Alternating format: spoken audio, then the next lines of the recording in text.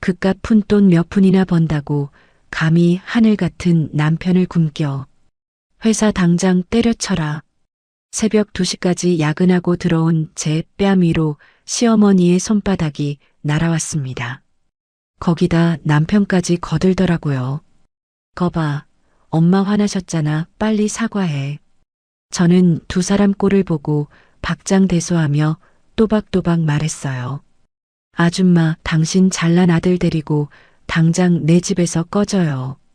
평생 저를 만만하게 보고 식모 취급하던 시어머니, 그리고 엄마 뒤에 숨어서 제게 기생하던 백수논팽이 남편의 코를 아주 납작하게 눌러줬는데요. 제가 두 사람에게 2배, 아니 10배로 되갚아준 사이다 복수국, 지금 시작합니다. 안녕하세요. 저는 올해로 40을 코앞에 둔 국내에서 손꼽히는 대형 회계법인의 회계사입니다. 매일같이 숫자와 씨름하며 밤낮 없이 피땀 흘려온 세월이 어느덧 10수년이 되어 가는데요. 하지만 이렇게 번듯한 타이틀을 들이밀어도 시댁 문지방만 넘으면 저는 그저 돈 좀 번다고 유세 떠는 건방진 며느리로 둔갑해버리고 말더라고요. 오늘은 제가 어쩌다가 팔자에도 없던, 상상조차 해본 적 없던 이 기막힌 시집살이의 한가운데로 걸어 들어가게 되었는지 그 시작 전부터 차근차근 풀어드리려 합니다. 연애 시절 남편은 정말 다정한 사람이었어요. 회계 감사 시즌에 새벽 2, 3시까지 야근하고 사무실 앞에서 비틀거리며 나오면 차 안에서 따뜻한 유자차를 보온병에 담아 기다리고 있던 사람이거든요. 손이 차다며 자기 점퍼 안주머니에 제 손을 넣어주고 당신 같은 사람이 내 옆에 있는 게 기적이야라며 사람을 녹여놓던 그 눈빛을 저는 진짜라고 믿었어요. 그래서 친정엄마가 그렇게나 결사반대하던 결혼을 저는 끝내 밀어붙이고야 만 거고요. 엄마는 시어머니가 될 사람을 딱 한 번 보고 와선 며칠을 끙끙 앓으셨어요. 그러더니 어느 날 밤 제 손을 꼭 잡고 떨리는 목소리로 말씀하시더라고요. 얘야, 엄마가 사람 잘못 보는 일은 없다. 그 양반 눈매가 보통이 아니야. 우리 딸 잡아먹는 시어머니 될 사람이야. 제발 엄마 말 한 번만 들어라. 엄마 눈에 그렁그렁 차오른 눈물을 보면서도 저는 그게 그냥 노파심이라고만 생각했어요. 우리 엄마는 원래 사람을 까다롭게 보는 분이니까 사위 될 사람이 마음에 안 들어서 괜한 트집을 잡는 거라고 애써 외면했죠. 그런데 그 다음 주말이었나요? 남편이 양복까지 차려입고 친정에 찾아와선 엄마 아빠 앞에서 정말로 무릎을 꿇어버리는 거예요. 이 사람 손에 물 한 방울 안 묻히고 살게 할 자신 있습니다. 어머니 성격이 강하신 거 저도 아는데 제가 중간에서 다 막아낼게요. 처가에도 친아들처럼 잘하겠다고 약속드릴게요. 남편이 눈물까지 흘리면서 그러는데 옆에서 보던 저는 가슴이 다 뜨거워졌어요. 엄마는 끝내 한숨만 푹푹 쉬셨지만 아빠는 사위 될 사람이 저렇게까지 하는데 어쩌겠냐며 결국 손을 들어주셨고 그렇게 저는 엄마의 마지막 만류를 뿌리치고 그 사람과 식장에 들어섰던 거예요. 지금 와서 돌이켜보면 그때 허벅지를 꼬집어서라도 엄마 말을 들었어야 했는데 말이죠. 결혼식 당일 신부 대기실에 앉아있던 그 순간은 지금도 잊히지가 않아요. 새하얀 드레스 자락을 무릎 위에 가지런히 올려놓고 거울 속에 제 얼굴을 보며 이제 진짜 시작이구나 가슴을 쓸어내리는데 한복을 차려입은 시어머니가 손님들 사이를 비집고 들어오시더라고요. 제 옆에 앉으시더니 어깨를 가볍게 토닥이시는 듯 하다가 입꼬리만 살짝 올린 채로 귓가에 대고 한 말씀 하셨죠. 얘야, 너 돈 잘 번다고 우리 아들 기죽이지 마라. 여자는 결국 살림이야. 명심해라. 말씀은 분명 덕담의 형식을 띠고 있었지만 그 한마디가 끝나는 순간 등줄기로 식은 땀이 주르륵 흘러내렸어요. 신부 대기실 안 공기가 갑자기 차가워진 것 같았고 거울 속 제 얼굴은 새하얗게 질려가는데 화장이 무너질까봐 눈물도 못 흘리고 그저 입꼬리만 어색하게 끌어올려 웃었죠. 그때 알았어야 했어요. 그 한마디가 앞으로 펼쳐질 3년의 예고편이었다는 걸.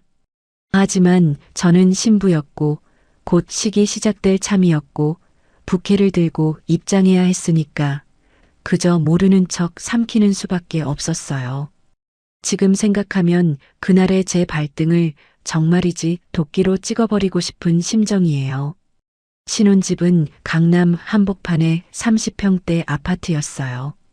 제가 회계사 시험 합격하고 7년 동안 새벽별 보며 야근해서 모은 돈에 모자란 건 신용대출로 보태서 마련한 제 이름 석자만 박힌 단독 명의의 집이었죠. 인테리어도 제가 직접 발품 팔아가며 화이트 톤으로 깔끔하게 꾸몄어요. 거실 통창으로 들어오는 햇살이 대리석 바닥에 부서지는 그 풍경을 보고 있으면 숫자에 짓눌려 너덜너덜해진 마음이 다림질하듯 펴지는 기분이었거든요. 저한테 그 집은 그냥 부동산이 아니라 제가 인생을 갈아 넣어 지은 작은 성이었죠. 남편도 처음엔 그걸 알아주는 사람이었어요. 이삿짐을 다 풀고 거실 한가운데 둘이 누워 천장을 올려다보는데 남편이 제 손을 꼭 잡으며 이러더라고요. 여보, 나는 진짜 몸만 와서 미안하네. 평생 공주처럼 모실게. 당신 덕분에 이런 집에서 살아보는 거잖아. 그 말에 저는 정말 다 가진 사람이 된 것 같았어요. 능력 있는 아내라서 자랑스럽다는 미안한 게 아니라 고마운 거라는 그 한마디면 그동안 흘린 땀이 다 보상받는 기분이었거든요. 그런데 결혼한 지 얼마 지나지 않았을 그 무렵부터 남편이 회사 일로 부쩍 힘들어하는 게 눈에 보이더라고요. 퇴근하고 들어오면 양복을 벗어 던지듯 소파에 던져놓고는 한숨부터 푹푹 쉬는 날이 잦아졌거든요. 팀장이랑 사사건건 부딪힌다. 이번 인사에서 또 밀렸다. 자기만 일 떠넘기는 분위기다. 그런 푸념을 침대에 누워서 한참씩 늘어놓곤 했죠. 저는 그저 다독여줬어요. 제 몸도 천근만근이지만 그래도 남편이 힘들다는데 등 한번 토닥여주는 게 아내 도리라고 생각했거든요. 그러던 어느 날 밤이었어요. 남편이 식탁에 마주 앉더니 한참을 뜸을 들이다가 사표를 던졌다고 그러는 거예요. 못 다니겠다고, 도저히 자존심 상해서 못 다니겠다고요. 저는 그 자리에서 숟가락을 내려놓고 한참을 멍하니 바라봤지만 결국엔 고개를 끄덕여줬어요. 당신이 그 정도면 진짜 힘들었을 거라고, 좀 쉬다가 천천히 알아보자고, 그동안은 내가 벌면 되니까 걱정하지 말라고요. 남편이 제 손을 꼭 잡으면서 미안하다고, 금방 자리 잡고 다시 일어서겠다고 그러는데 그 말이 어찌나 든든하게 들리던지요.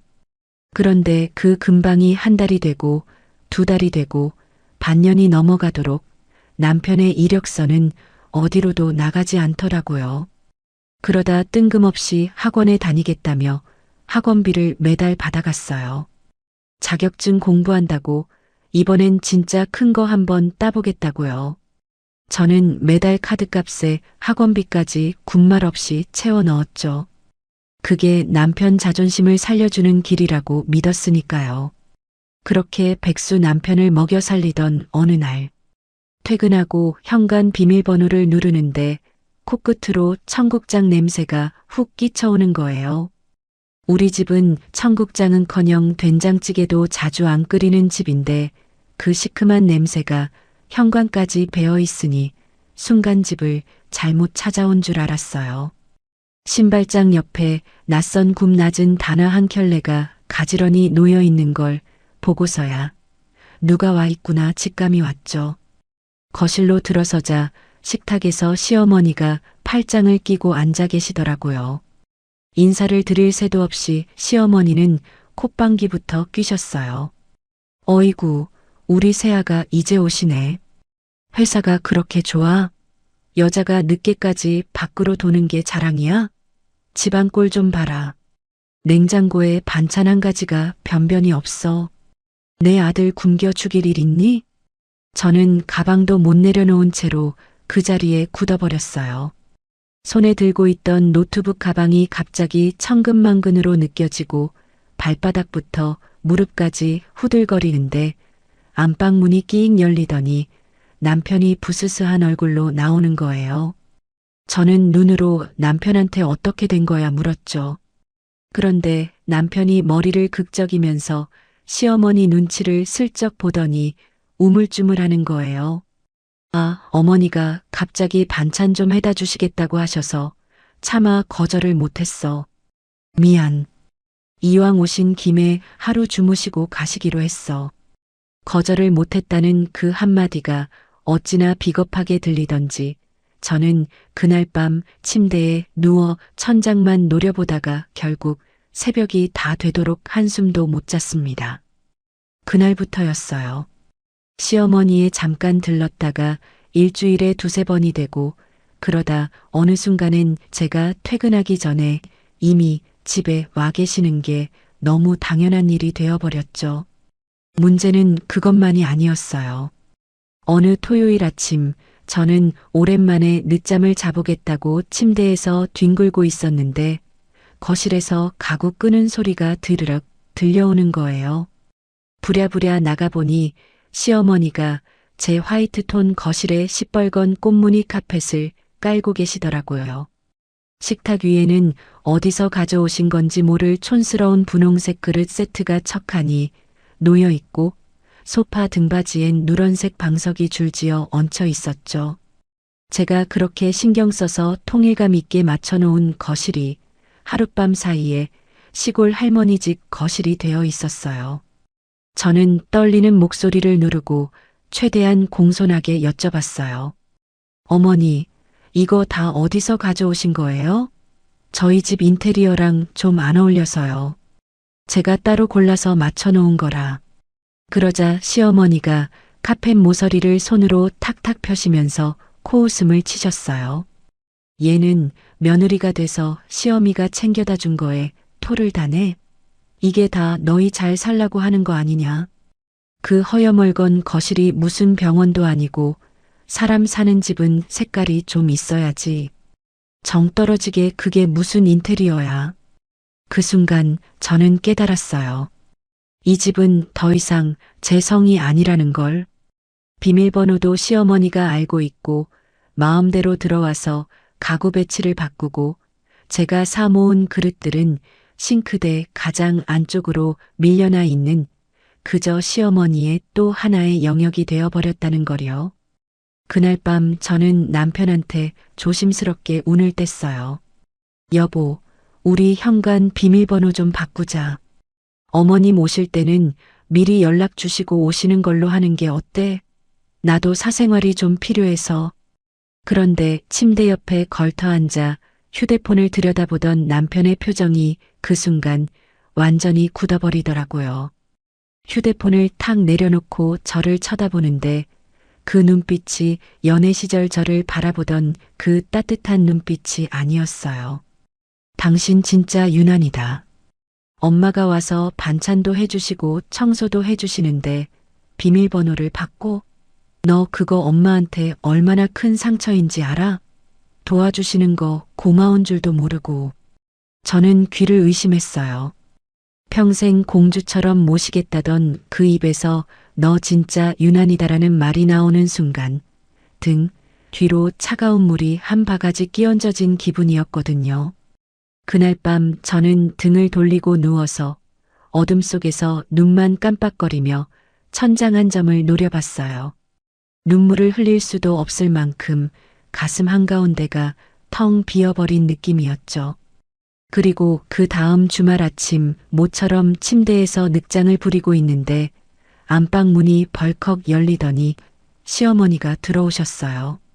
손에는 빈 김치통을 들고서 침대에 누워있는 저를 내려다보시는 그 눈빛이 마치 게으른 식물을 발견한 안주인의 눈빛이더라고요. 그 순간 저는 마음 한켠에 작은 자물쇠 하나를 채워두기 시작했어요. 더 이상 이 사람들 앞에서 마음을 다 풀어놓진 않겠다고, 내 감정을 지키는 자물쇠 하나쯤은 가지고 살아야겠다고요. 그렇게 이를 악물고 버틴 시간이 어느덧 1월로 접어들었습니다. 회계사한테 1월이 어떤 달이냐고요? 한 해 농사를 결판내는 회계 감사 시즌의 한복판이에요.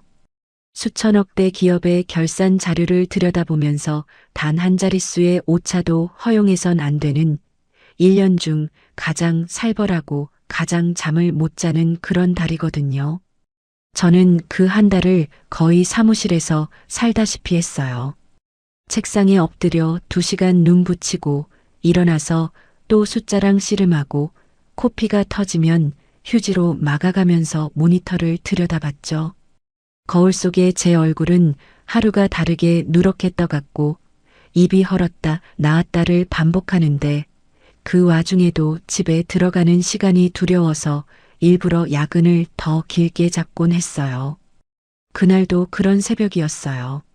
시계는 새벽 2시를 넘어가고 있었고 저는 사무실에서 마지막 결제 라인을 마무리하고 택시를 잡아 집으로 향했죠. 차 안에서 잠깐 눈을 붙였다가 떴는데 머리는 깨질 듯이 아프고 입안은 모래를 한 움큼 삼킨 것처럼 까끌거리더라고요. 그래도 집에 가면 일단 따뜻한 물에 씻고 좀 누울 수 있겠다. 그 생각 하나로 비밀번호를 눌렀어요. 그런데 현관문을 여는 순간 거실 등이 환하게 켜져 있는 거예요. 거실 한가운데 시어머니가 팔짱을 끼고 서 계셨어요. 잠옷 차림도 아니고 외출복 그대로 머리까지 단정하게 빗어 넘긴 채로요. 마치 한참 전부터 저를 기다리고 있었다는 듯이 매서운 눈빛으로 저를 위아래로 훑으시는데 그 시선이 어찌나 따끔하던지 코트 안쪽까지 다 발가벗겨지는 기분이었어요. 그리고 식탁 쪽으로 시선을 돌리는 순간 저는 가방을 떨어뜨릴 뻔했죠. 식탁 위에는 배달 음식 용기가 산처럼 쌓여 있었어요. 치킨 박스에 족발 포장지까지. 그 너저분한 식탁 끝에 남편이 헤드셋을 끼고 앉아서 모니터만 노려보고 있더라고요. 마우스를 따따따따 두들기는 소리만 거실에 울려 퍼지는데 제가 들어왔는데도 헤드셋도 안 벗고 고개도 안 돌리는 거예요. 저는 가까스로 목소리를 짜내서 인사를 건넸어요. 여보, 나왔어. 남편이 그제야 헤드셋을 한쪽만 살짝 들쳐 올리더니 게임 화면에서 눈도 떼지 않은 채 짜증부터 내더라고요. 야식 좀 시켜 먹으려는데 네 카드 한도 초과래. 한도 좀 채워놔. 저는 그 순간 새벽까지 코피 흘리며 일해서 번 돈으로 내가 누구한테 카드 한도 채워주고 있는 건가 싶어 헛웃음이 나왔어요. 그 헛웃음이 입 밖으로 채 나오기도 전에 시어머니가 저를 향해 성큼성큼 걸어오시더라고요. 슬리퍼 끄는 소리가 거실 바닥을 긁어대는데 그 소리에 등골이 다 시리더라고요. 어디 여편니가 새벽까지 쏘다녀. 회사 일이 그렇게 좋아? 돈 몇 푼 번다고 유세야, 유세가?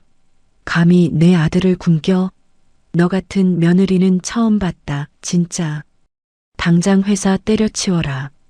여자가 집안 챙겨야지. 이게 어디 사람 사는 집이냐?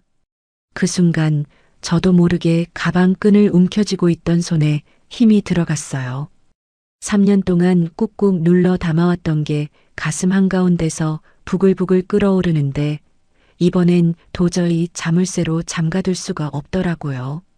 입안에서 단어들이 마구잡이로 튀어나오려고 발버둥 치는 게 느껴졌어요. 누구 맘대로 때려쳐요. 여기 제 명의로 된 제 집이에요. 그리고 저는 어머님 아드님 먹여 살리느라 새벽까지 일하다 들어온 거고요. 굶었다고요? 손발 멀쩡한 사람이 왜 굶어요?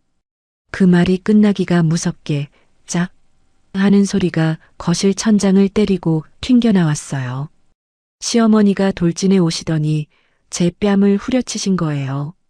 손바닥이 얼굴에 닿는 순간 고개가 옆으로 확 꺾이고 귓속에서 삐 하는 이명이 길게 울리는데 입술 안쪽이 이에 찢긴 건지 비릿한 피 맛이 혀끝에 번지더라고요. 저는 한쪽 뺨을 손으로 감싸지도 못한 채 그저 그 자리에 굳어서서 식탁 쪽을 쳐다봤어요. 남편이 봤겠지, 봤을 거야, 봤으면 뭐라도 하겠지 하고요. 그런데 남편은 마우스에 올린 손도 안 떼고 게임 화면에서 눈도 안 떼고 이렇게 중얼거리는 거예요. 꺼봐, 엄마 화나셨잖아. 빨리 사과해. 그 한마디가 새벽 2시 거실에서 어떻게 그렇게 또렷하게 제 귀에 박혔는지 모르겠어요. 시어머니가 뺨을 때린 그 충격보다 남편의 그 중얼거림이 훨씬 더 컸어요. 결혼식장에서 손을 꼭 잡고 평생 지켜주겠다던 그 입에서, 어머니 어깨도 한번 안 쳐다본 그 입에서 빨리 사과해라는 말이 나오는 순간 저는 알았어요. 이 결혼은 끝이라는 걸요. 그런데 신기하게도 눈물이 안 나더라고요. 손등으로 입가에 묻은 피를 천천히 닦아내고 혀끝으로 입술 안쪽을 한번 하찼는데 그 비릿한 맛이 어찌나 또렷하던지 정신이 오히려 더 맑아지는 기분이었죠. 회계사로 일하면서 가장 위험한 숫자를 발견했을 때 정확히 그 순간에 그 차가운 감각이 등줄기를 타고 올라왔어요. 저는 한 발 뒤로 물러섰어요. 가방을 천천히 내려놓고 코트를 벗어 의자 등받이에 가지런히 걸어놓고 시어머니의 캐리어가 거실 한 구석에 떡하니 자리 잡고 있는 걸 한번 쳐다봤죠. 그제야 모든 그림이 한눈에 들어왔어요. 가구 배치를 마음대로 바꾼 것도 비밀번호 바꾸자는 말에 남편이 그렇게까지 펄쩍 뛴 것도 카드 한도 초가 어쩌고 하는 새벽의 이 풍경도 다 한 줄로 꿰어지는 거예요. 이 집은 처음부터 저들이 차지하려고 작정한 사냥감이었던 거죠. 저는 천천히, 아주 천천히 미소를 띤 채 시어머니 쪽으로 돌아섰어요. 시어머니가 그 미소를 보시고 흠칫하시는 게, 그 매서운 눈빛이 잠깐 흔들리는 게 보이더라고요. 평소 같으면 어깨를 움츠리고 죄송하다고 빌었을 며느리가 뺨을 맞고도 입꼬리를 올리고 있으니 본인도 당황스러우셨겠죠. 아줌마. 저는 시어머니를 그렇게 불렀어요. 시어머니가 뭐라고 하면서 눈을 부릅뜨시는데 저는 흔들리지 않고 또박또박 말을 이었어요. 잘난 아드님 데리고 지금 당장 제 집에서 나가주세요. 10분 드릴게요. 10분 안에 안 나가시면 저는 112 누릅니다. 그 말이 끝나자마자 식탁 쪽에서 의자 끌리는 소리가 나더라고요.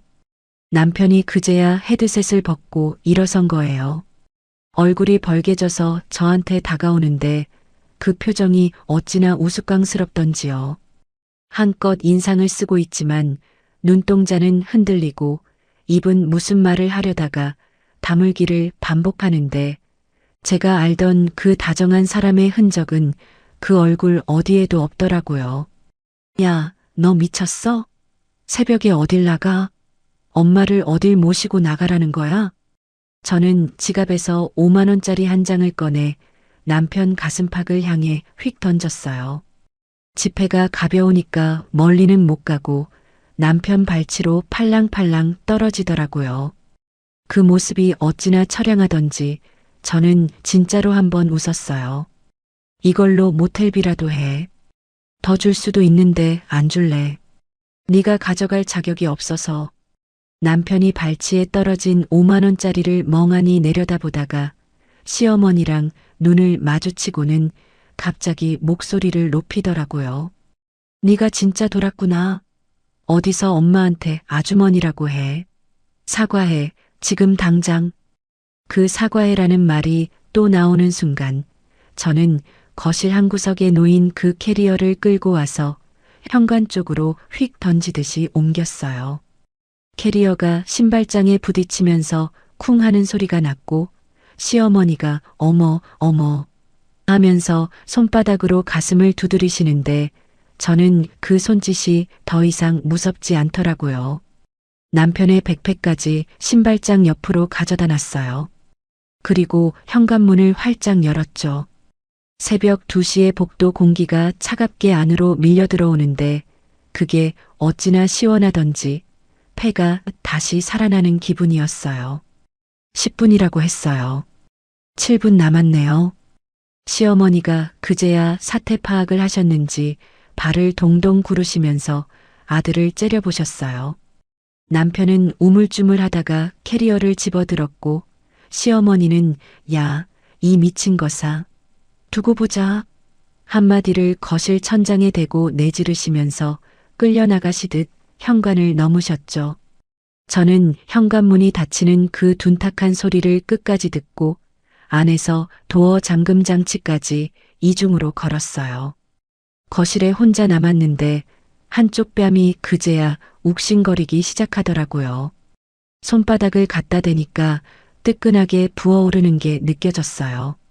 욕실로 걸어가 거울을 들여다보니 거울 속에 비친 제 얼굴은 한쪽 뺨이 발갛게 부어있고 입꼬리엔 마른 핏자국이 한 줄 남아 있었어요. 그런데 이상하게도 그 얼굴이 3년 만에 처음 보는 제 진짜 얼굴 같더라고요. 저는 입가의 핏자국을 손가락으로 한 번 더 닦아내고 거울 속에 저한테 조용히 말했어요. 이제 시작이야. 휴대폰을 꺼내 거실 천장 구석에 달아둔 홈캠 앱을 열었어요. 새벽 2시부터 지금까지의 영상이 시간순으로 가지런히 저장돼 있었죠. 시어머니가 손을 들어 올리는 장면, 뺨을 때리는 그 짝 소리, 그리고 남편이 중얼거리던 그 한마디까지 한 컷도 빠짐없이요. 저는 영상을 캡처해서 따로 폴더에 저장했어요. 폴더 이름은 증거1이라고 붙였죠. 회계감사 시즌에 단련된 손가락이 이번엔 전혀 다른 종류의 장부를 정리하기 시작한 거였죠. 새벽 2시의 아파트 거실은 시계 초침 소리만 또렷하게 들릴 만큼 고요했는데 그 고요함이 어찌나 낯설던지요. 3년 동안 이 집에서 이렇게 온전히 혼자 있어 본 적이 단 한 번도 없었거든요. 시어머니의 슬리퍼 끄는 소리, 남편의 헤드셋에서 새어나오는 게임 효과음, 식탁 위에 굴러다니는 배달 음식 봉지가 바스락거리는 소리. 그런 잡음들이 사라진 거실은 마치 누군가 음소거 버튼을 눌러놓은 영화 화면 같았어요. 무심코 거실 통창 너머를 가만히 내다본 그때였어요.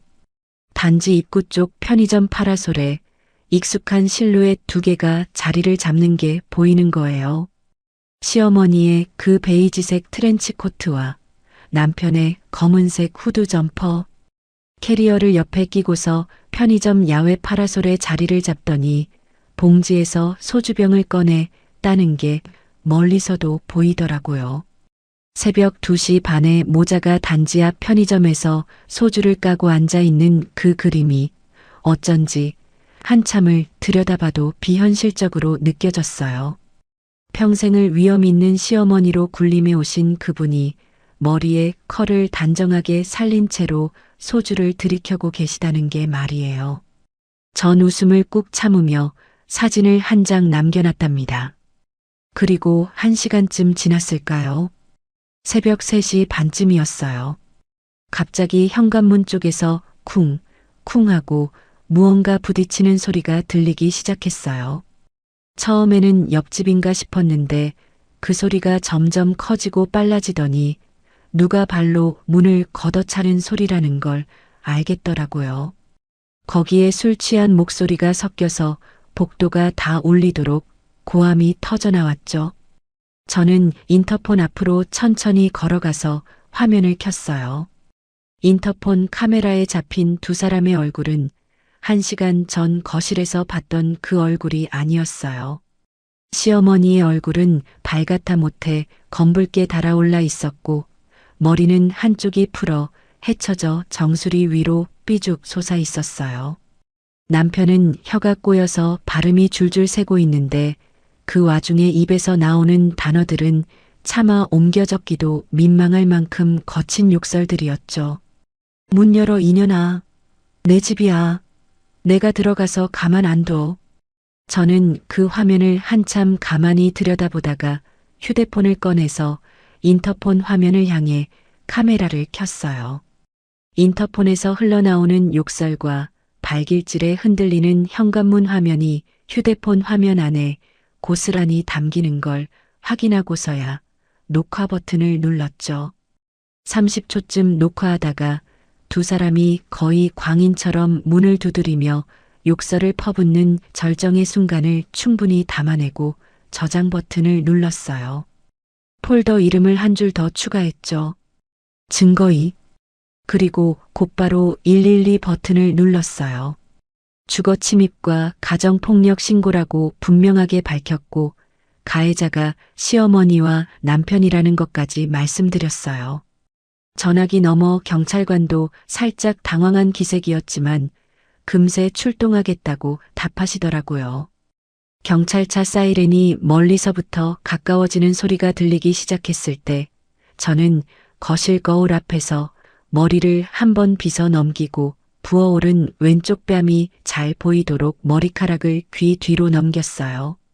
현관문을 열자 복도엔 두 사람이 캐리어에 기댄 채 비틀거리고 있었고 술 냄새가 코를 찌르더라고요. 경찰관 두 분이 막 엘리베이터에서 내리시는 게 보였죠. 시어머니는 경찰을 보자마자 표정이 굳더니 자세를 고쳐 잡으려고 하셨지만 이미 한 손엔 소주병이 들려 있었고 다리는 후들거리고 있었어요. 누가 봐도 만취한 상태였죠. 저는 경찰관 앞에서 미리 인쇄해둔 등기부등본 한 장을 꺼내 보이고 머리카락을 살짝 들어 올려 뺨을 보여드렸죠. 이 집은 제 단독 명의로 된 집이고요. 1시간 전에 저분이 저를 폭행하셨습니다. 영상도 있어요. 말을 마치고 휴대폰 화면을 켜서 홈캠 영상을 잠깐 보여드렸어요. 시어머니의 손이 올라가는 그 0.5초가 화면에 잡히는 순간 경찰관의 표정이 굳더라고요. 시어머니가 뒤늦게 사색이 되어 손사래를 치시며 아니, 저 며느리가 잘못해서 살짝 훈육을 한 거지. 어쩌고 횡설수설하셨지만 술 냄새와 뺨에 부어오른 자국이 그 어떤 변명보다 또렷한 증거였어요. 두 사람은 결국 경찰관의 손에 이끌려 엘리베이터로 향했어요. 시어머니가 끌려가시면서 뒤를 돌아보며 저를 잡아먹을 듯이 노려보셨지만 저는 두 손을 가지런히 모은 채로 그 시선을 끝까지 받아냈어요. 남편은 한 번도 저를 돌아보지 않았고요. 그 등판을 보면서 저는 속으로 조용히 인사를 건넸어요. 안녕히 가세요 라고요. 문을 다시 잠그고 식탁에 무너지듯 앉았는데 눈물은 한 방울도 안 흐르더라고요. 대신 머릿속에서 엑셀 시트 하나가 차르륵 펼쳐졌습니다. 회계사 일을 10년 가까이 하면서 몸에 박힌 그 시트 정리 습관이 이 새벽에 제 정신을 붙들어줬다고나 할까요? 어열의 증거 항목, 비열의 수집 일자, 시열의 보관 위치, 디열의 활용 단계. 머릿속 가상의 시트에 한 줄씩 채워 넣었어요. 홈캠 영상, 인터폰 녹화, 단지 앞 음주 사진, 경찰 신고 접수 번호. 그 옆 칸엔 자동으로 내일 할 일이 차곡차곡 쌓이는 거 있죠. 진단서 발급, 폭행 고소장 접수, 변호사 친구한테 연락. 머릿속 엑셀이 마지막 줄까지 채워지고 나서야 안방으로 들어가 침대에 몸을 던졌습니다. 날이 밝자마자 화장대 앞에 앉아 평소 잘 쓰지도 않던 컨실러부터 꺼냈어요. 부어오른 뺨에 톡톡 두드려 멍이 올라온 자국을 차근차근 가려내는데 그 손길이 살얼음 위를 걷듯 조심스러웠습니다. 회사 동료들 눈에 띄면 안 됐거든요. 이건 입에 오르내릴 가십이 아니라 법정에서 꺼낼 패였으니까요. 점심시간 직원 식당 대신 회사 근처 종합병원 응급실로 발걸음을 옮겼어요. 의사 선생님이 제 뺨을 살피고 입 안쪽 찢어진 자국까지 손전등으로 확인하시더니 한숨을 깊게 내쉬셨습니다. 전치 2주 진단서로 끊어드릴게요. 사진도 차트에 첨부하겠습니다. 진단서 한 장이 어찌나 묵직하게 손에 잡히던지요. 가방 안쪽 깊숙이 밀어넣는데 그제야 가슴 한구석이 단단해지는 기분이었답니다. 곧장 경찰서로 발걸음을 옮겼고 어젯밤 시어머니가 내뱉은 말이며 남편이 헤드셋도 안 벗고 중얼거리던 그 한마디까지 토씨 하나 안 빼고 고소장에 옮겨 적었어요. 퇴근하고는 단골 와인바로 직행했습니다. 거기서 저를 기다리던 사람은 대학 시절부터 단짝이었던 이혼 전문 변호사 친구였죠. 이 친구한테 일을 맡기기로 마음먹은 데엔 분명한 이유가 있었어요. 제 10년을 옆에서 다 봐온 사람이었거든요. 결혼식장 신부 대기실에 같이 앉아있던 사람도 신혼집 인테리어를 함께 둘러봐준 사람도 이 친구였답니다. 친구는 와인 한 모금을 천천히 넘기고 제 얼굴을 한참 들여다보더니 가방에서 노란색 리갈 패드를 꺼내 펜을 또각 누르더라고요. 자, 처음부터 끝까지 다 말해. 그날 밤 와인바 구석자리에서 3년치 결혼 생활을 토해내듯 풀어놨고 친구는 중간에 끼어들지 않고 묵묵히 받아 적었습니다. 마지막 줄을 쓰고 펜을 내려놓더니 노트북을 꺼내며 한마디 던지는 거예요. 내 남편 카드 사용 내역 3년치 전부 출력해서 보내. 한 줄도 빼지 말고. 그날 새벽까지 친구네 사무실에서 카드 내역을 엑셀로 옮겼어요. 수천 건의 결제 내역을 회계사 특유의 손놀림으로 분류하고 또 분류했죠. 매달 학원비 끊어야 한다며 가져갔던 카드는 학원 결제 내역으로 단 한 건도 잡히지 않더라고요. 대신 자정 무렵만 되면 어김없이 이상한 회사 이름으로 큰 금액이 빠져나가고 있었는데요. 3년치를 합산하니 8천만 원이었습니다. 키보드 위에 올린 손가락이 잠시 멈췄어요. 학원 다닌다고, 자격증 따겠다고, 금방 자리 잡고 일어서겠다고 제 손을 꼭 잡았던 그 얼굴이 떠올랐는데 신기하게도 가슴이 미어지지는 않더라고요. 그 자리에 차가운 분노 하나가 자리를 잡고 앉는 게 느껴질 뿐이었습니다.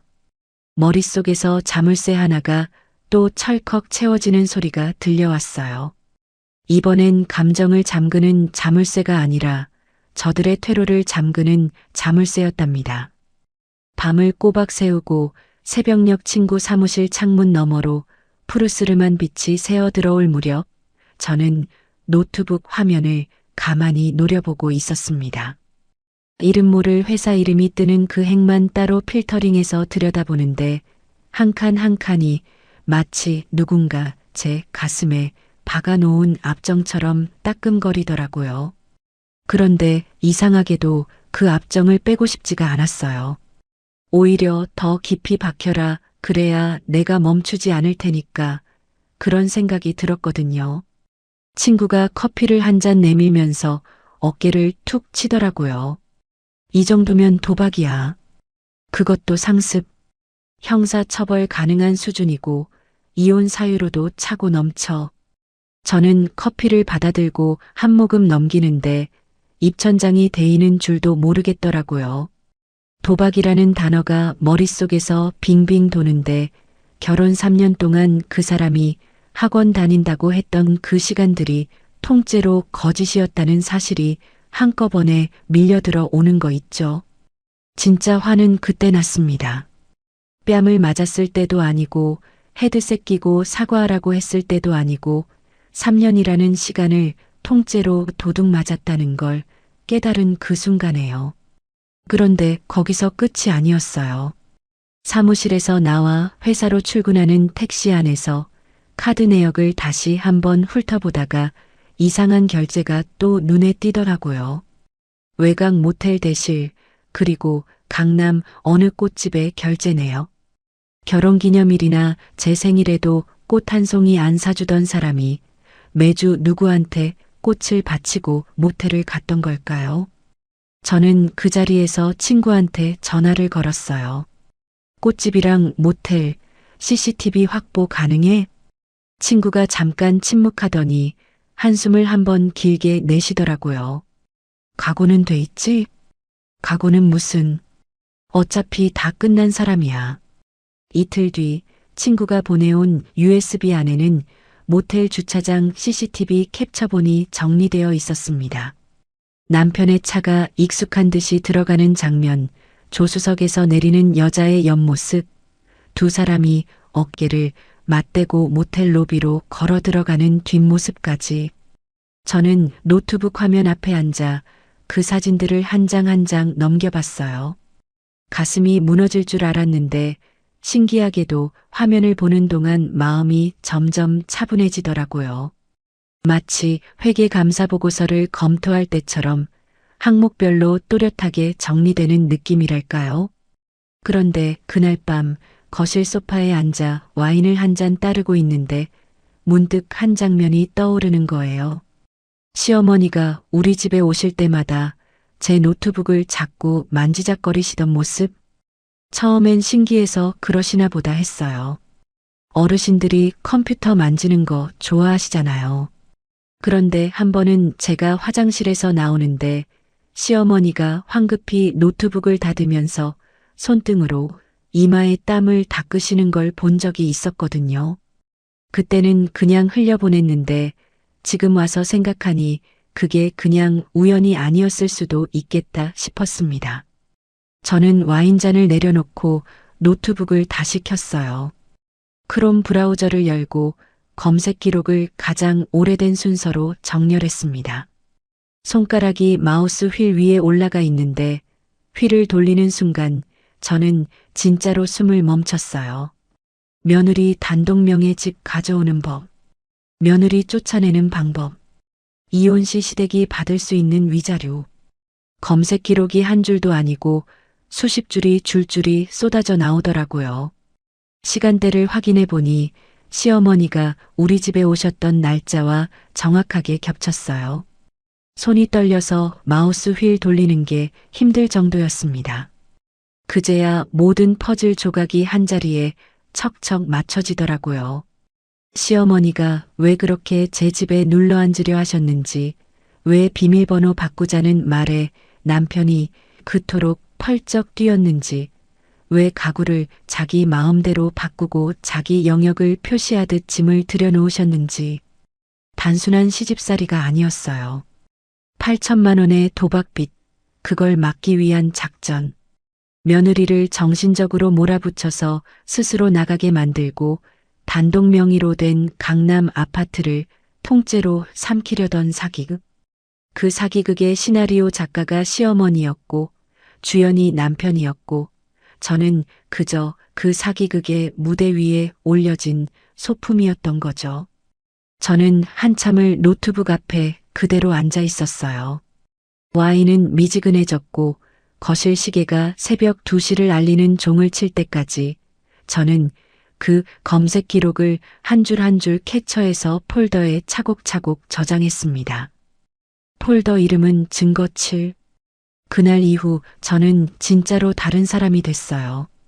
어제까지의 저는 결혼이라는 게 잘못된 길로 접어든 걸 깨닫고 빠져나오려는 한 여자였다면 그날 새벽 이후에 저는 사기 사건의 피해자로서 가해자들을 끝까지 추적해 법정에 세우려는 한 명의 회계사였습니다.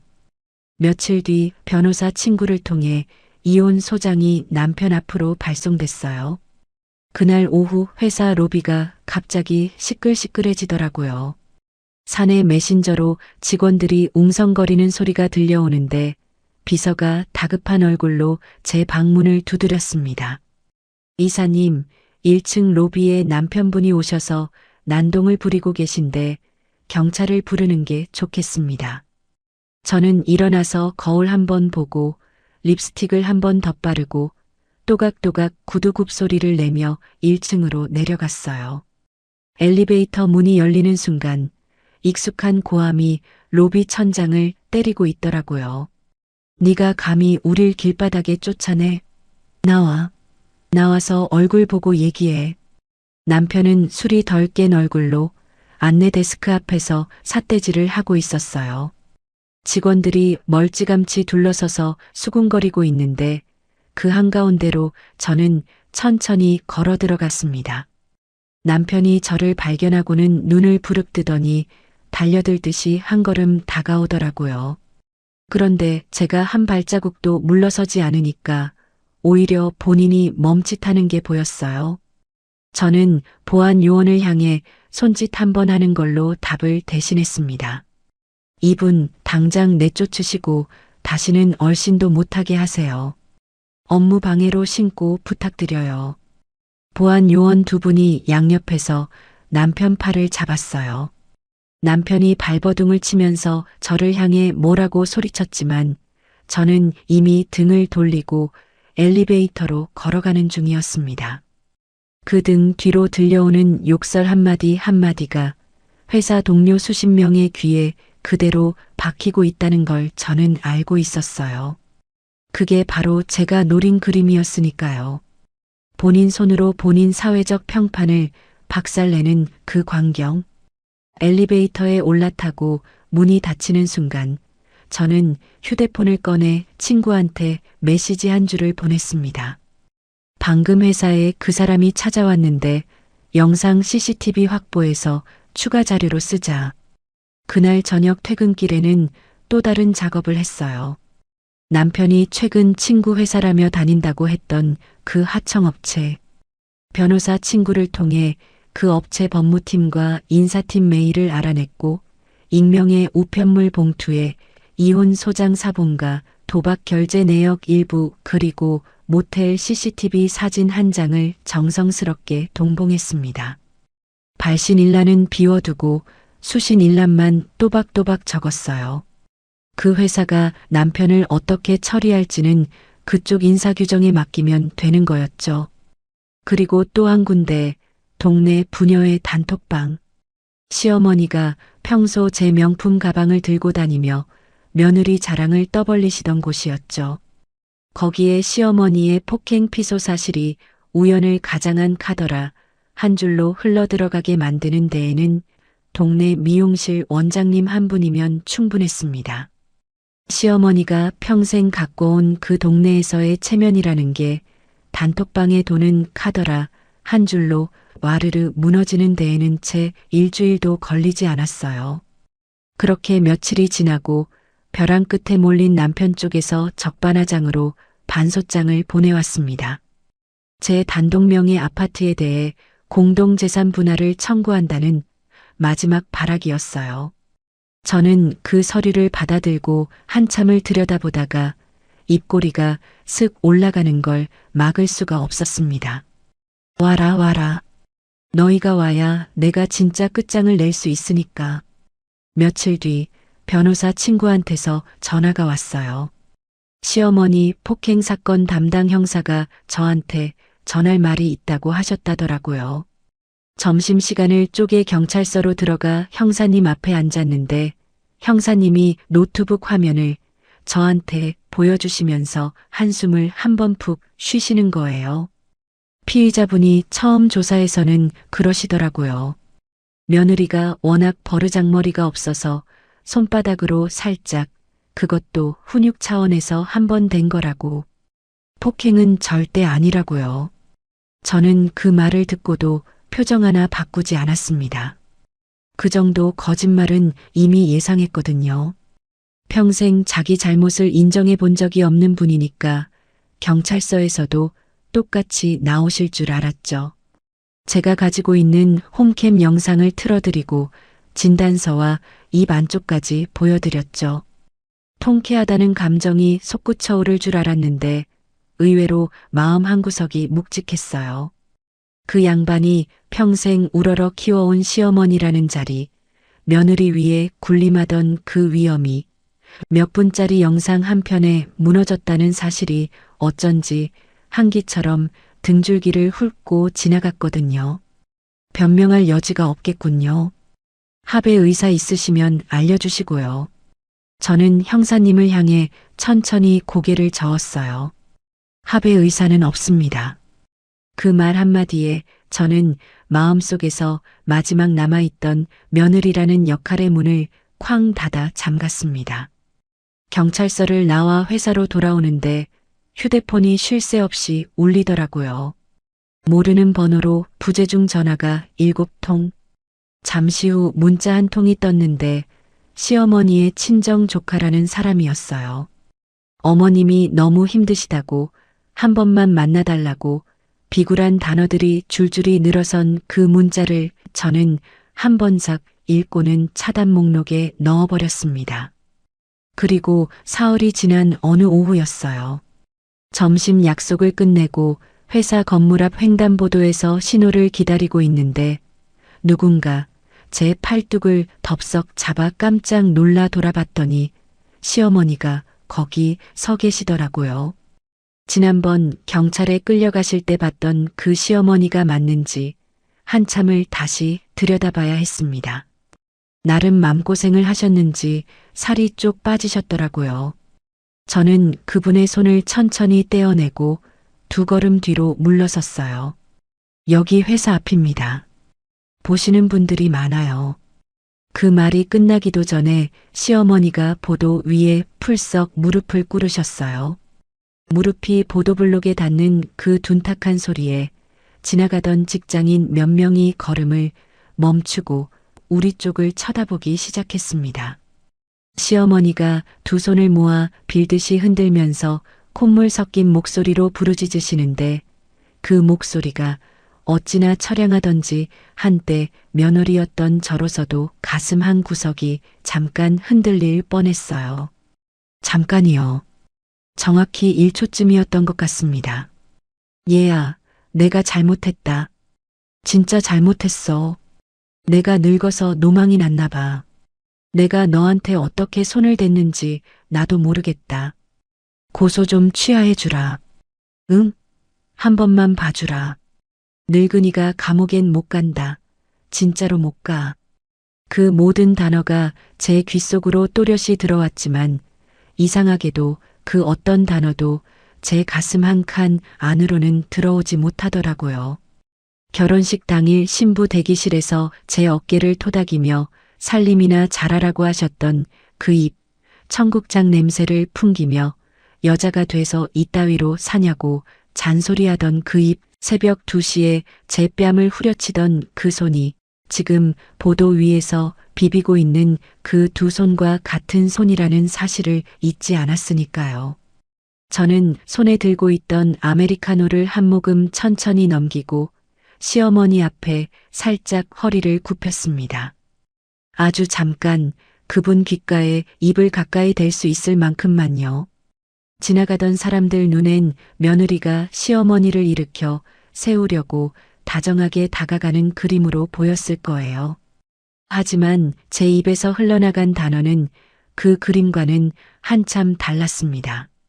이런 쇼를 하실수록 당신 아들 얼굴에 똥칠하는 겁니다. 그러고는 허리를 펴고 또각또각 구두 소리를 내며 횡단보도 신호가 바뀐 길을 건넜어요. 뒤를 돌아보지 않았습니다. 시어머니의 통곡 소리가 등 뒤로 멀어지는 동안 저는 한 발 한 발 그저 앞으로만 걸어갔거든요. 그날 점심 직후에 그 횡단보도가 시어머니라는 단어와 제 인생이 마지막으로 마주친 자리였습니다. 그날 밤부터였어요. 남편의 전화기가 본격적으로 발광하기 시작한 게요. 처음엔 1시간에 1통이었는데 2시간에 5통이 되고 새벽엔 10분 간격으로 울리더라고요. 저는 전화는 받지 않고 문자만 1통씩 캡처해서 폴더에 옮겨 담았어요. 폴더 이름은 증거 구지속적 괴롭힘. 문자 내용은 시간이 흐를수록 단계별로 변해가는 게 한눈에 보였습니다. 처음엔 어머니 좀 살려달라는 애원이었다가 1시간이 지나면 자기가 평생 갚을 테니까 합의만 봐달라는 협상이었다가 새벽이 깊어지면 욕설과 협박이 섞여 들어왔고 동이 트기 직전엔 다시 비굴한 사정으로 돌아왔어요. 제발 한 번만, 진짜 한 번만 받아. 엄마 감옥 가면 나는 살 이유가 없어. 야, 너 진짜 사람이 이렇게까지 독해질 수가 있어? 마지막 줄을 보다가 저는 진짜로 헛웃음이 나왔습니다. 사람이 이렇게까지 독해질 수가 있냐고요. 그 독함은 누가 만든 거였을까요? 새벽 2시에 야근하고 돌아온 아내한테 카드 한도 채워놓으라고 짜증 부리던 사람이, 도박 빚 8천만 원을 만든 사람이, 어머니 앞에서 아내한테 사과하라고 윽박지른 사람이 누구였는지 그 사람은 정말로 모르고 있는 걸까요? 저는 휴대폰을 비행기 모드로 돌려놓고 침대 옆 협탁에 엎어 놓았어요. 다음 날 아침 비행기 모드를 풀자 부재중 전화 알림이 화면을 가득 채웠어요. 저는 그것조차 일일이 캡처해서 폴더에 추가하고 변호사 친구한테 메시지 한 줄을 보냈습니다. 지속적 괴롭힘이랑 협박 추가 증거로 정리해서 보냈어. 다음 기일에 한꺼번에 제출하자. 몇 달 후 가정법원으로 향하는 그날 아침, 저는 옷장 앞에 한참을 서 있었습니다. 어떤 옷을 입어야 할까 잠깐 망설이다가 끝내 손에 잡은 건 한 번도 꺼내지 않았던 짙은 네이비색 정장이었어요.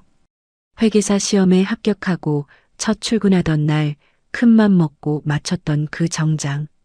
그 안에 새하얀 실크 블라우스를 받쳐 입고 거울 앞에 서서 단추를 하나하나 채워 올리는데 그 단추를 잠그는 손가락이 어찌나 가지런하던지 저도 모르게 가만히 들여다봤습니다. 3년 전 결혼식장에 들어서던 그 손가락은 분명 그날 아침 후들거리고 있었거든요. 결혼식 날보다 이혼하러 가는 날 더 단단해진 손이라니 인생이라는 게 참 묘하다 싶었습니다. 법원 정문 앞에 도착해서 차에서 내리는데 복도 저 끝에서 저를 알아본 익숙한 실루엣 하나가 휘청거리며 걸어오는 게 보이더라고요. 살이 쪽 빠진 남편이었습니다. 양복 어깨가 본인 체격에서 한 치수 헐렁해진 게 한눈에 들어왔고 면도도 제대로 못한 듯 턱 아래로 거뭇거뭇한 수염 자국이 번져 있었어요. 그 사람이 저를 발견하고는 갑자기 무릎을 풀썩 꿇으려는 듯 자세를 낮추면서 한 손을 뻗어 제 바짓가랑이 쪽으로 더듬어 오는 거 있죠. 혜진아, 한 번만 다시 생각해줘. 제발. 저는 그 손이 제 정장에 닿기 전에 구두굽으로 대리석 바닥을 또각 한 번 차고 한 걸음 옆으로 비켜섰습니다. 그러고는 그 사람을 벌레 내려다보듯 한참 응시하다가 입꼬리 한쪽만 살짝 올렸어요. 너랑 섞인 3년이 내 인생 최고의 악성 부채야. 손대지 마. 회계사의 입에서 나갈 수 있는 가장 차가운 한마디였습니다. 그 말이 떨어지는 순간 남편의 손이 허공에서 굳었고 저는 그 사람을 지나쳐 조정실 문 앞으로 곧장 걸어갔어요. 복도를 울리던 제 구두 굽소리가 지난 3년 동안 제가 흘렸던 눈물 한 방울에 대한 화답처럼 또렷하게 천장을 두드렸습니다. 조정실 안에는 이미 변호사 친구가 자리를 잡고 앉아 있었어요.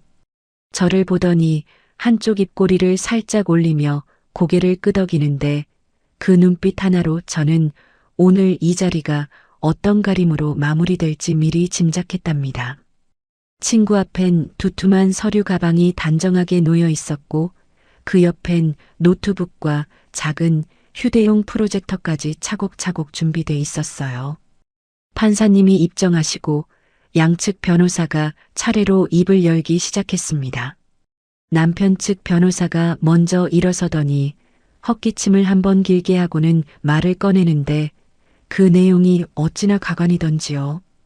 존경하는 재판장님, 본 사건의 청구인이신 남편분께서는 결혼 생활 동안 아내분의 회사 생활을 묵묵히 뒷받침해 오신 분이십니다. 가사를 분담하시고 정서적 지지를 아끼지 않으시는 등 보이지 않는 내조를 통해 아내분의 커리어에 상당한 기여를 하셨다고 봅니다. 따라서 본 청구인은 부부 공동 재산인 강남 소재 아파트에 대해 50% 분할을 청구하는 바입니다. 저는 그 말을 듣는 동안 펜으로 메모지 한 귀퉁이만 톡톡 두드리고 있었어요. 보이지 않는 내조라는 단어가 머릿속을 빙빙 도는데 새벽 2시에 식탁에 배달 쓰레기를 산처럼 쌓아두고 헤드셋 끼고 게임만 들여다보던 그 사람의 등판이 떠올라 저도 모르게 펜 끝이 한번 미끄러졌습니다. 친구가 천천히 일어났습니다. 변호사 친구는 그 자리에서 어떤 격앙된 목소리도 내지 않았어요. 그저 노트북 화면을 프로젝터에 연결하면서 차분한 톤으로 한마디 던지더라고요. 존경하는 재판장님, 청구인 측 주장에 대한 반박을 영상 자료로 가름하겠습니다. 조정실 한쪽 벽에 화면이 떠올랐어요. 새벽 2시의 거실, 부어오른 뺨을 감싸지는 며느리, 식탁에서 헤드셋도 안 벗고 사과하라고 중얼거리는 남편. 짝! 소리가 조정실 스피커를 통해 울려 퍼지는 순간 판사의 펜이 멈추는 게 제 눈에 또렷이 들어왔습니다. 남편이 옆자리에서 의자 손잡이를 꽉 움켜쥐는 게 보였고 변호사는 헛기침을 2번 더 하더라고요. 영상이 끝나기도 전에 친구가 다음 자료를 띄웠어요. 이번엔 제가 밤새워 정리한 도박 송금 내역 엑셀이었습니다. 도박회사로 빠져나간 결제 내역에 노란색 형광펜이 차곡차곡 그어져 있었고 합산 금액이 화면 하단에 큼지막하게 떠 있었죠. 8천만 원. 그 옆엔 매주 같은 요일 같은 금액으로 결제된 꽃집 영수증, 외곽 모텔 대실 내역, 그리고 친구가 확보한 모텔 주차장 CCTV 캡처본까지 차례차례 화면을 채웠습니다. 남편 측 변호사가 얼굴이 벌개져서 노트북을 닫으려고 손을 뻗는데 친구가 마지막 카드를 한 장 더 꺼냈어요. 마지막으로 한 가지만 더 보여드리겠습니다. 시어머니께서 청구인 본인명의 노트북에서 직접 검색하신 기록입니다. 화면에 검색 기록이 줄줄이 떠올랐습니다. 며느리 단독명의 집 가져오는 법, 며느리 쫓아내는 방법, 이혼 시 시댁이 받을 수 있는 위자료. 판사의 표정이 일그러지는 게 한눈에 들어왔어요. 친구가 손을 모으고 차분하게 마무리 멘트를 던졌습니다. 청구인과 그 모친께서는 단독명의 부동산을 편취할 목적으로 피청구인의 결혼 생활을 지속적으로 파괴해 왔습니다. 단순한 부부 갈등이 아니라 사기에 가까운 계획적 행위로 보아야 합니다. 따라서 청구인 측의 재산 분할 청구는 기각되어야 마땅하며 본 피청구인은 위자료 청구와 함께 이혼 성립을 강하게 요청하는 바입니다. 조정실 안에 무거운 침묵이 한참 흘렀습니다. 남편 측 변호사가 더는 변론할 거리가 없는지 노트북을 조용히 덮었고 남편은 의자에서 점점 몸이 작아지듯 어깨가 내려앉는 게 보였어요. 시계 초침 소리만 또렷하게 울리는 그 침묵 속에서 저는 가만히 한 손을 무릎 위에 모으고만 있었습니다. 통쾌하다는 감정도 슬프다는 감정도 그 자리엔 들어설 자리가 없었거든요. 그저 한 권의 두꺼운 장부에 마침내 마지막 줄이 그어지는 그 차분한 감각만이 가슴 가운데에 자리하고 있었답니다. 판사님은 안경을 한번 고쳐 쓰시고 입을 여셨어요. 청구인 측, 본 청구를 유지하시겠습니까? 남편 옆에 앉아있던 변호사가 입을 열려다 말기를 2번 반복하더니 결국 고개를 떨구더라고요. 남편이 어물어물 말을 더듬으며 청구를 철회하겠다고 답하는 그 목소리는 새벽 2시에 거실에서 사과하라고 중얼거리던 그 목소리와는 너무도 달랐습니다. 한참 어리고 한참 작고 한참 떨리고 있는 길 잃은 어린아이의 목소리였어요. 이혼은 그 자리에서 성립됐습니다. 위자료는 제가 청구한 금액 그대로 인용됐고 강남 아파트의 단독 명의는 지분 1%의 흔들림도 없이 제 이름 그대로 보존됐어요. 도장이 찍히는 그 순간 저는 책상 아래에서 두 손을 가지런히 모으고 깊게 한번 숨을 들이마셨습니다. 3년 동안 가슴 가운데에 박혀있던 압정 하나가 그 숨에 실려 슥 빠져나가는 게 또렷이 느껴졌거든요. 조정실 문을 열고 복도로 나왔을 때 남편은 복도 한 구석 벤치에 주저앉아 머리를 감싸쥐고 있었어요.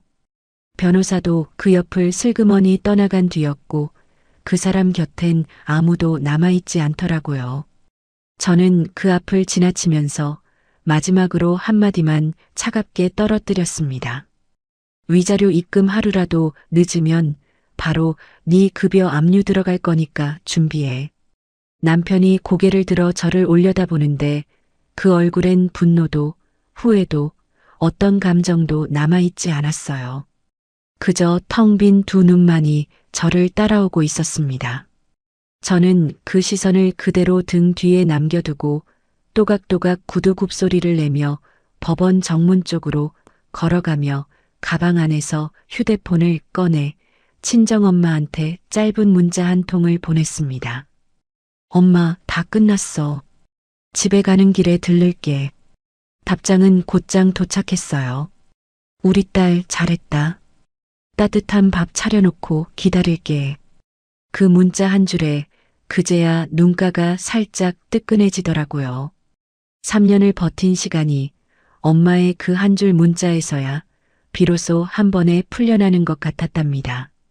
친정에서 엄마가 차려준 따뜻한 미역국에 밥을 두 그릇이나 비우고 집으로 돌아오는 길, 한강 다리를 건너는데 다리 양옆으로 늘어선 가로등이 줄지어 깜빡거리는 게 마치 저를 환영하듯이 차례차례 불을 밝히는 것 같더라고요. 운전대를 잡고 있는 제 손은 더 이상 떨리지 않았고 가슴 한가운데에 박혀있던 그 압정의 자리에는 시원한 바람이 들어앉아 있었습니다.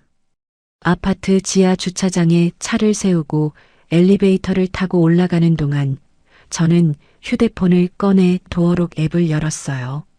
며칠 전부터 미리 새 비밀번호로 2번 바꿔둔 그 숫자를 마지막으로 한 번 더 길게 누르고 추가 인증을 걸어 잠갔습니다. 이제 이 집 현관문 앞에 설 수 있는 사람은 오직 저 한 명, 단 한 사람뿐이라는 사실이 그 손가락 끝에서 단단하게 확인됐어요. 도어록을 누르고 집 안으로 들어서 거실 한가운데 서서 한 바퀴 천천히 둘러봤어요. 아직 곳곳에 그 사람들의 흔적이 남아 있었습니다. 소파 위엔 시어머니가 가져다 놓으신 시뻘건 꽃무늬 덮개가 여전히 덮여 있었고 화장대 옆엔 시어머니의 촌스러운 분홍색 플라스틱 빗이 떡하니 자리를 잡고 있더라고요. 저는 옷을 갈아입지도 않고 베란다 창고로 곧장 걸어가 100리터짜리 대용량 쓰레기 봉투를 한 묶음 꺼내왔습니다. 봉투를 한 장 쫙 펼치는데 그 비닐 마찰음이 어찌나 시원하게 울리던지요. 가장 먼저 손을 댄 건 소파 위 그 시뻘건 꽃무늬 덮개였어요.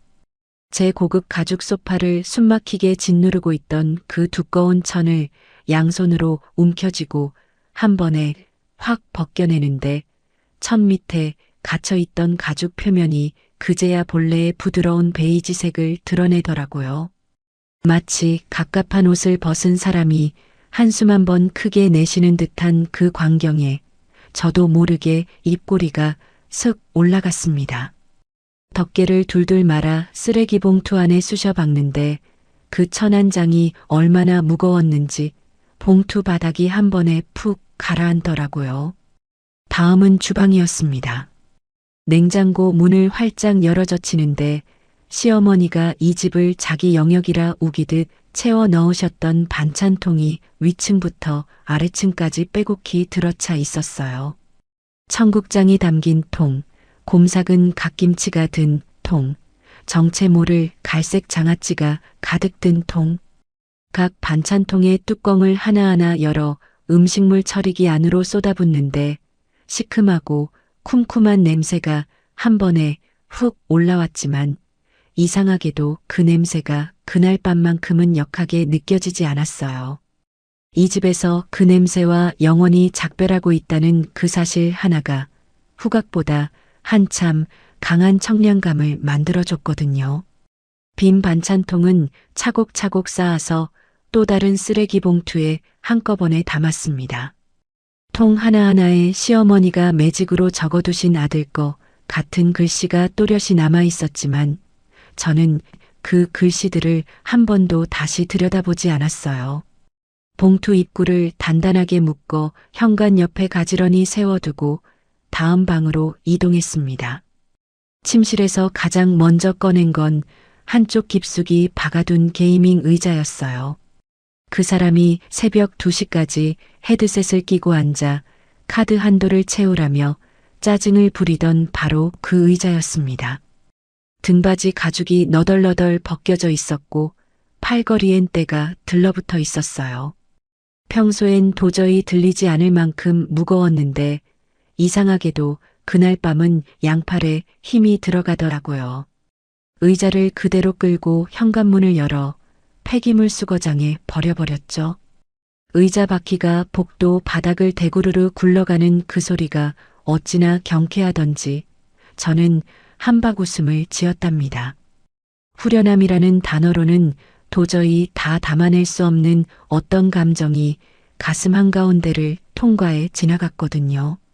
집으로 돌아와 거실의 모든 창문과 폴딩 도어를 활짝 열어젖혔어요. 차가운 밤바람이 거실 한가운데로 쌓아 밀려 들어오는데 그 바람이 식탁 위 잔재들을 살랑살랑 흔들고 커튼 자락을 들썩이고 천장에 매달려 있던 시어머니의 그 가식의 냄새까지 한 번에 걷어내려가는 게 또렷이 느껴졌습니다. 3년 동안 이 집 천장에 들러붙어 있던 그 무겁고 시큼한 공기가 마치 누군가 환풍기를 새로 단 듯이 거실에서 한 번에 빠져나가더라고요. 옷을 갈아입고 와인 셀러에서 가장 오래 묵혀둔 레드와인 한 병을 꺼냈습니다. 결혼하고 한 번도 따지 못한 채 곱게 모셔두기만 했던 와인이었어요.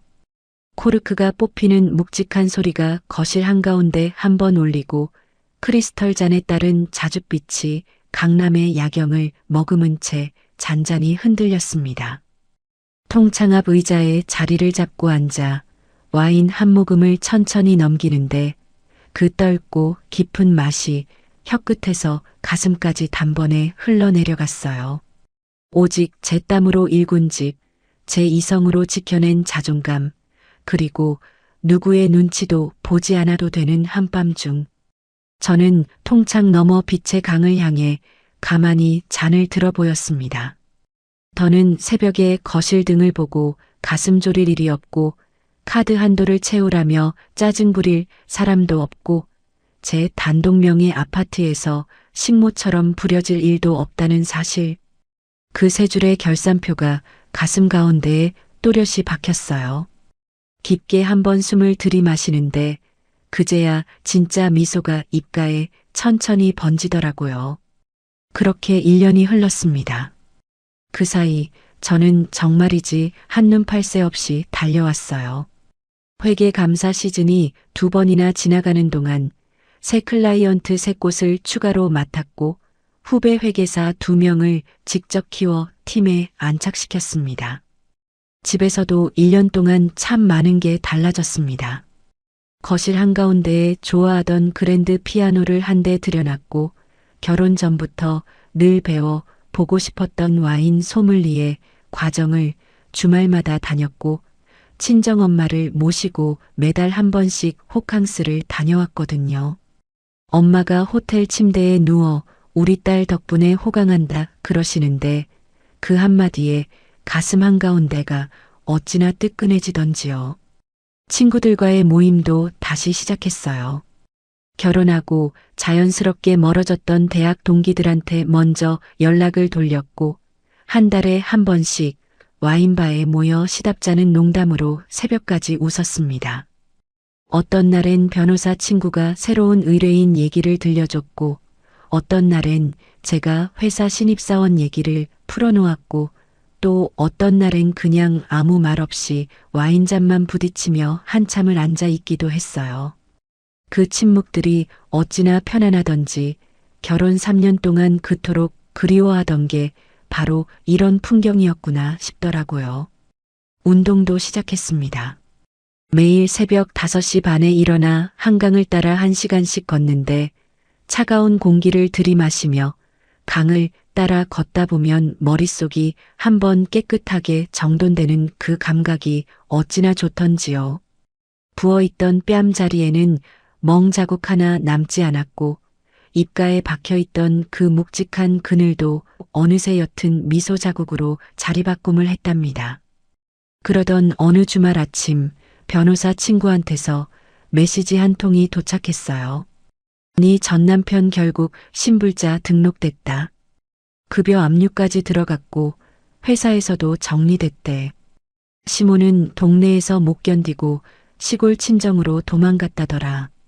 부녀의 단톡방에선 진작에 강퇴당했고 저는 메시지를 한번 천천히 읽고 휴대폰을 그대로 식탁 위에 엎어두었습니다.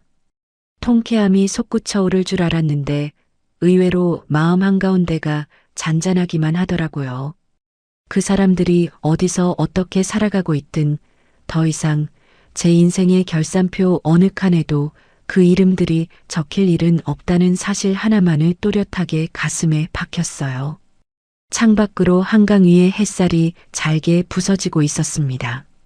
저는 머그잔에 따뜻한 커피를 한 잔 따라 들고 통창 앞 안락의자에 앉아 그 부서지는 햇살을 한참 동안 가만히 들여다봤어요. 1년 전 이 자리에서 와인 한 잔으로 혼자 건배를 들었던 그날 밤이 어제 일처럼 또렷한데 그 사이 제 어깨 위엔 한 겹이 단단함이 차곡차곡 얹혀 있더라고요. 흔들리던 자리에 뿌리가 내리고 그 뿌리 위로 새 가지가 한 줄기 한 줄기 뻗어나간 1년이었답니다. 견디는 것만이 능사가 아닌 순간이 분명히 옵니다. 그 순간을 알아채는 것도 그 자리에서 한 발 내딛는 것도 결국 본인 몫이라는 걸 저는 한참을 돌아서야 알았어요. 어쩌면 지금 이 순간 누군가의 그늘 아래에서 어깨를 움츠리고 계신 분이 한 분쯤은 계실지도 모르겠습니다. 그 어깨가 조금이라도 펴지는데 오늘 이 이야기가 작은 보탬이 되었으면 좋겠어요. 긴 이야기 끝까지 함께 해주신 모든 분들께 진심으로 감사드려요. 오늘 들려드린 사연 어떻게 들으셨나요? 한 사람이 자기 인생의 주인 자리를 되찾기까지 얼마나 많은 새벽을 외롭게 견뎌야 했을지 그 무게가 고스란히 느껴지는 이야기였습니다. 뺨을 맞은 그 새벽에도 눈물 한 방울 흘리지 않고 머릿속에 엑셀 시트를 펼쳤다는 대목에서는 그 차가운 침착함이야말로 자기 자신을 지키기 위해 마지막까지 붙들고 있던 단 하나의 무기였구나 싶었습니다. 누군가의 그늘 아래에서 한 사람이 천천히 작아지는 일은 사실 우리 주변에서 그리 멀지 않은 곳에서 벌어지고 있는 일이기도 합니다. 오늘의 이야기가 비슷한 무게를 지고 계신 누군가에게 조용한 손길 하나로 가닿았기를 바라봅니다. 오늘도 고부 여정과 끝까지 함께 해주셔서 감사합니다.